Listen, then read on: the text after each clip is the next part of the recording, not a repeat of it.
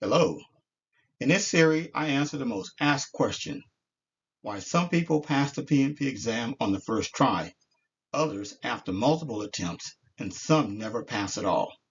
Some candidates walk into the PMP exam once and walk out certified. Others need 2 or 3 attempts, and a portion never cross the finish line at all. The difference is not intelligence, it's mindset, preparation strategy, and alignment with PMI's exam philosophy.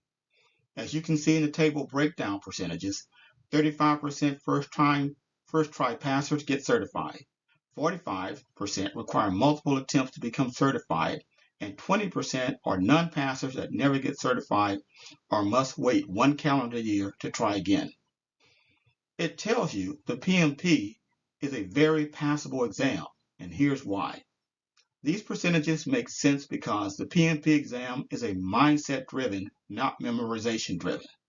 Candidates who train with scenario-based questions and PMI decision logic outperform those who only study definitions. Many candidates fail once, then adjust their strategy, which is why multi-attempt passers form this largest group. Non-passers typically never shift their approach, even after failing. First try passers. They study in the PMP mindset. These candidates who pass the PMP exam on the first attempt understand the fundamental truths. The PMP is not a test of memorization. It is a test of professional judgment. PMI is not evaluating whether you can recite processes. They're evaluating whether you can think the way a modern project leader should think under uncertainty, pressure, and incomplete information. These candidates train in the performance domain mindset, not the process memorization mindset. They immerse themselves in scenario-based learning, working through 500 plus situational questions that force them to interpret ambiguity, weigh trade-offs, and choose the option that aligns best with PMI's leadership philosophy. They don't just study content, they study how PMI frames the decisions. They learn to recognize patterns in stakeholder behavior, risk signals, team dynamics, and delivery constraints. Their preparation mirrors the exam's logic so closely that by test day, the questions feel familiar even when scenarios are new.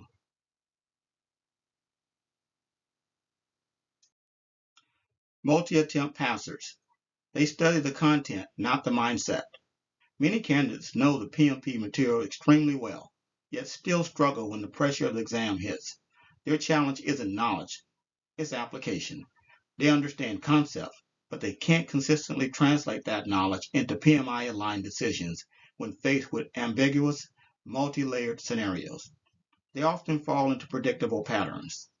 Definition memorization. They study terms like ITTOs and vocabulary instead of practicing how those concepts behave inside real project situations.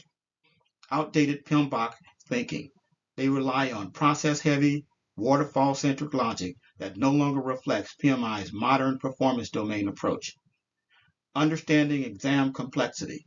They assume PMP is a knowledge test, not a judgment test, and are blindsided by scenario-based questions that require leadership reasoning, not recall. Under pressure, these habits collapse. They know the right terms, but not the right actions. The turning point comes when they shift to scenario-based learning.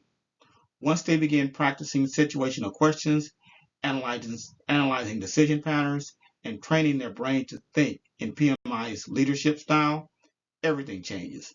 Their confidence increases, their accuracy improves, and they finally break through. Non-passers. They never adapt their strategy.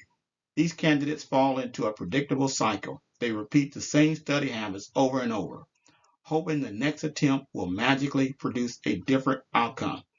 Instead of evolving their strategy, they double down on what already is not working. They often avoid mock exams because the results feel discouraging, not realizing that mock exams are the single strongest predictor of PMP success. Without exposure to real exam pressure, they never develop the situational judgment the test demands. They skip domain-based training, focusing instead on scenario notes YouTube videos, or outdated process-heavy content. This leaves them unprepared for PMI's modern performance domain mindset, where leadership, decision-making, and ambiguity interpretation matter far more than memorization.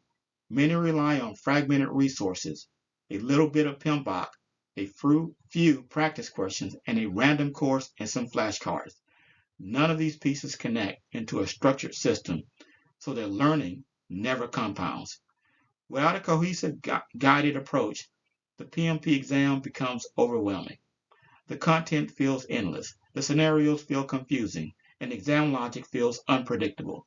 It's not that they can't pass, it's that their preparation never aligns with how PMI expects project leaders to think. In short, they don't fail because they're incapable, they fail because their system fails them. Just a reminder, the PMBOK 8th edition is officially live, and so is the most complete PMP training ecosystem built for the 2027 exam and beyond.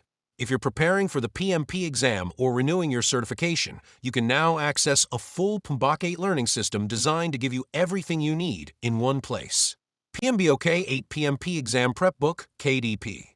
A modern, performance domain-driven guide that teaches you how PMI expects project leaders to think and make decisions. Free 35-hour online PMP training, PMBOK-8 edition. Complete video lessons, domain walkthrough, mock exams, templates, and instructor-level tools. Customizable PMP Instructor PPT. Teach, mentor, or lead internal training sessions using the included instructor slide deck. Earn all 60 PDUs in one stop. This ecosystem gives you every PDU required for PMP renewal. A. 20 PDUs, reading the PMP exam prep book. B. 20 PDUs, completing the PMBOK-8 35-hour online training. C. 20 PDUs, teaching PMP content using the Customizable Instructor PPT. Total, 60 PDUs, all inside one integrated system. Please remember to like, share, comment, and subscribe.